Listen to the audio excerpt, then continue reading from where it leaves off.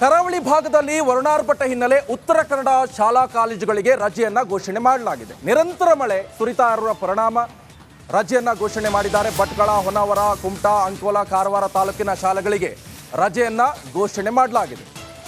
ಅಲ್ಲದೆ ಪದವಿ ಪೂರ್ವ ಕಾಲೇಜುಗಳಿಗೂ ಕೂಡ ರಜೆಯನ್ನ ಘೋಷಿಸಿ ಜಿಲ್ಲಾಧಿಕಾರಿ ಲಕ್ಷ್ಮೀ ಪ್ರಿಯಾ ಆದೇಶವನ್ನ ಹೊರಡಿಸಿದ್ದಾರೆ. ಈಗಾಗಲೇ ಗಮನಿಸ್ತಾ ಇದ್ವಿ, ಒಂದ್ ಕಡೆ ಮರಗಳೆಲ್ಲ ದರಶಾಯಿ ಆಗ್ತಾ ಇದ್ದಾವೆ, ಜೊತೆಗೆ ವಿಪರೀತ ಮಳೆ ಆಗ್ತಾ ಇದೆ. ಇಲ್ಲಿ ದಿನನಿತ್ಯ ಸಂಚರಿಸುವಂಥ ರೋಡ್ಗಳೆಲ್ಲವೂ ಕೂಡ ಅಲ್ಲಿ ನದಿಯಂತೆ ಮಾರ್ಪಾಡಾಗಿದೆ. ನೋಡಿ, ಆ ಮನೆಯೆಲ್ಲ ಅರ್ಧಂಬರ್ಧ ಮುಳುಗೋಗ್ಬಿಟ್ಟಿದೆ. ರೋಡ್ ಸೈಡೆಲ್ಲ ಈ ಗುಡ್ಡಗಳೆಲ್ಲ ಧರೆಗೆ ಉರುಳಿ ಬೀಳ್ತಾವೆ. ಮಣ್ಗಳೆಲ್ಲವೂ ಕೂಡ ರೋಡು ಜಾಮ್ ಕೂಡ ಆಗಿದೆ.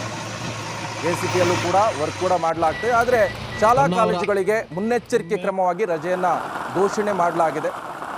ಯಾವುದೇ ರೀತಿ ತೊಂದರೆ ಆಗಬಾರ್ದು ಮಕ್ಕಳಿಗೂ ಕೂಡ ಎನ್ನುವಂಥ ನಿಟ್ಟಿನಲ್ಲಿ ಶಾಲಾ ಕಾಲೇಜುಗಳಿಗೆ ರಜೆಯನ್ನು ಘೋಷಣೆ ಮಾಡಿದ್ದಾರೆ ಜಿಲ್ಲಾಧಿಕಾರಿಗಳು.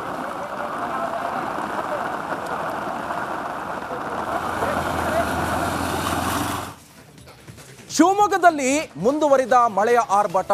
ರಾಷ್ಟ್ರೀಯ ಹೆದ್ದಾರಿಯಲ್ಲಿ ಧರೆಗುರುಳಿದ ಬೃಹತ್ ಮರಗಳು. NH 169ರಲ್ಲಿ ಈ ಧರೆಗುರುಳಿದ ಭಾರೀ ಗಾತ್ರದ ಮರ. ತೀರ್ಥಹಳ್ಳಿ ತಾಲೂಕಿನ ಗಬಡಿ ಬಳಿ ಸಂಚಾರ ಕೂಡ ಅಸ್ತವ್ಯಸ್ತಗೊಂಡಿದೆ. ಶಿವಮೊಗ್ಗ, ತೀರ್ಥಹಳ್ಳಿ, ಉಡುಪಿ, ಮಂಗಳೂರು ಈ ಮಾರ್ಗ ಎಲ್ಲದಲ್ಲೂ ಕೂಡ ರಸ್ತೆಗಳು ಹದಗೆಟ್ಟಿದೆ. ರಸ್ತೆ ತುಂಬ ನೀರು ತುಂಬಿಕೊಂಡಿದೆ. ಅದ್ರ ಜೊತೆಗೆ ಈಗ ಮರ ಕೂಡ ಬಿದ್ದಿರುವಂಥದ್ದು. ಜನರು ಕೂಡ ಹೈರಾಣಾಗಿ ಹೋಗಿದ್ದಾರೆ. ಸಾಲುಗಟ್ಟಿ ವಾಹನಗಳು ನಿಂತಿವೆ. ಎಲ್ಲ ಟ್ರಾಫಿಕ್ ಜಾಮ್ ಕೂಡ ಆಗಿದೆ. ಎರಡೂ ಬದಿಯಲ್ಲಿ 1 ಕಿಲೋಮೀಟರ್ಗೂ ಉದ್ದಕ್ಕೂ ಕೂಡ ವಾಹನಗಳು ಸಾಲುಗಟ್ಟಿ ನಿಂತಿವೆ.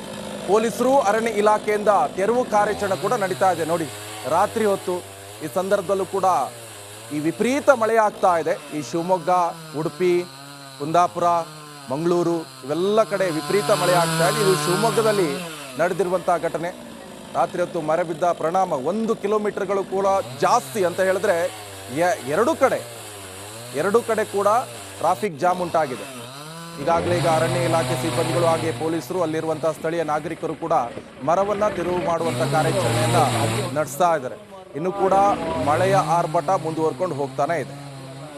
ಹೆಚ್ಚಿನ ಡೀಟೇಲ್ಸ್ ಅನ್ನ ಕೊಡ್ತಾರೆ ನಮ್ಮ ಪ್ರತಿನಿಧಿ ಭೀಮನಾಯ್ಕ್. ಫೋನ್ ಸಂಪರ್ಕದಲ್ಲಿ ಜಾಯ್ನ್ ಆಗಿದ್ದಾರೆ. ಭೀಮನಾಯ್ಕ್, ಸದ್ಯ ಅಲ್ಲಿನ ಪರಿಸ್ಥಿತಿ ಯಾವ ರೀತಿಯಾಗಿದೆ? ಮರವನ್ನ ತೆರವು ಮಾಡ್ತಾ ಇರುವಂತ ಕಾರ್ಯಾಚರಣೆ ಕೂಡ ನೋಡ್ತಾ ಇದ್ವಿ. ಸದ್ಯ ಏನು ಅಪ್ಡೇಟ್ಸ್ ಲಭ್ಯವಾಗ್ತಾ ಇದೆ ಭೀಮನಾಯ್ಕ್? ಮಳೆ ಆರ್ಭಟ ಜೋರಾಗಿರುವಂತದ್ದು. ಭಾರಿ ಗಾಳಿ ನಡುಗೆ ರಾಷ್ಟ್ರೀಯ ಮತ್ತೆ ನಿಮ್ಮನ್ನ ಸಂಪರ್ಕ ಮಾಡ್ತೀನಿ. ವಾಯ್ಸ್ ಬ್ರೇಕ್ ಆಗ್ತಾ ಇದೆ ಭೀಮನಾಯ್ಕ್. Thank you.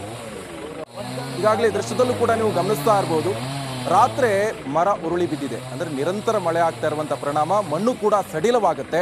ಈ ಸಂದರ್ಭದಲ್ಲಿ ಮರಗಳು ಅಂದರೆ ದೊಡ್ಡ ದೊಡ್ಡ ಬೃಹತ್ ಗಾತ್ರದ ಮರಗಳು ಧರೆಗೆ ಉರುಳುತ್ತವೆ. ಇಲ್ಲೂ ಆಗಿದ್ದು ಕೂಡ ಅದೇ ಆಗಿರುವಂಥದ್ದು.